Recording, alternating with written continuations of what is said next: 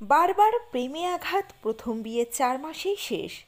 মিঠুন চক্রবর্তীর ব্যক্তিগত জীবনে একের পর এক নাটক। বিস্তারিত থাকছে আজকের এই প্রতিবেদনে। তো বন্ধুরা, অবশ্যই সম্পূর্ণ ভিডিওটি দেখুন। চ্যানেলে নতুন থাকলে চ্যানেলটিকে সাবস্ক্রাইব করে পাশে রাখা নোটিফিকেশন আইকনটি অল করে রাখুন।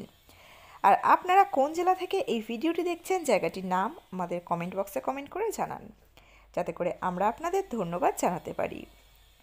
অভিনেতা হিসাবে বছরের পর বছর বিনোদন দুনিয়ায় রাজ করেছেন মিঠুন চক্রবর্তী। মৃগয়া সিনেমা দিয়ে পথ চলা শুরু করে তিনি যখন যে ধরনের সিনেমায় কাজ করেছেন, নিজের সেরা পারফরমেন্স দিয়েছেন। তবে যত সফল তিনি অভিনেতা হিসাবে, ঠিক ততটাই বিতর্কিত তার প্রেম জীবন নিয়ে। একাধিক নারীর সঙ্গে তার নাম জড়িয়েছে বারবার। কখনো প্রেমে, কখনো বিয়েতে শিরোনাম ছিনিয়ে নিয়েছে মহাগুরু। মিঠুনের বলিউডের প্রথম প্রেম তার কোনো স্ত্রী নয়।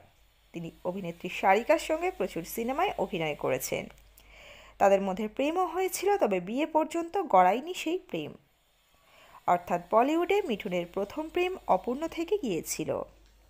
এরপরে মিঠুনের প্রথম বিয়ের অভিজ্ঞতাও খুব একটা ভালো নয়। তিনি বিয়ে করেছিলেন এক মডেল ও অভিনেত্রী হেলেনা ডিউককে। এই বিয়ে অবশ্য মাত্র 4 মাস টিকেছিল।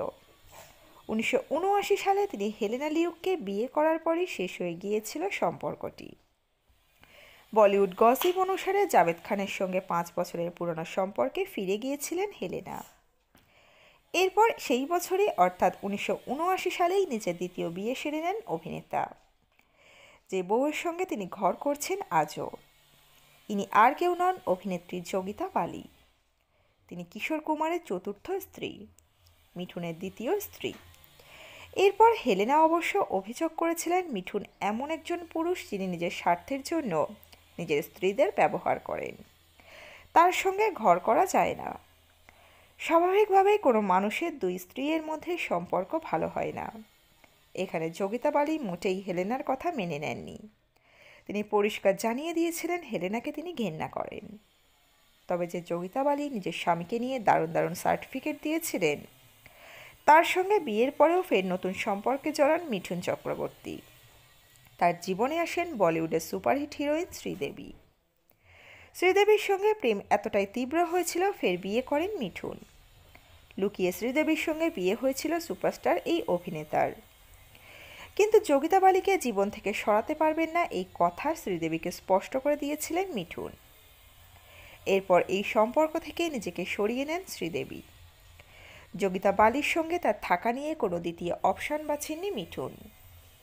যোগিতা বালির সঙ্গে মিঠুন বিয়ে সবসময় সামলে রেখেছেন।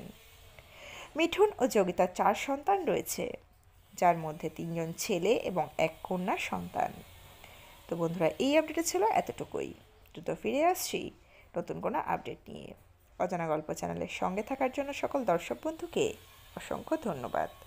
দেখতে থাকুন, চোখ রাখুন অজানা গল্প চ্যানেলে।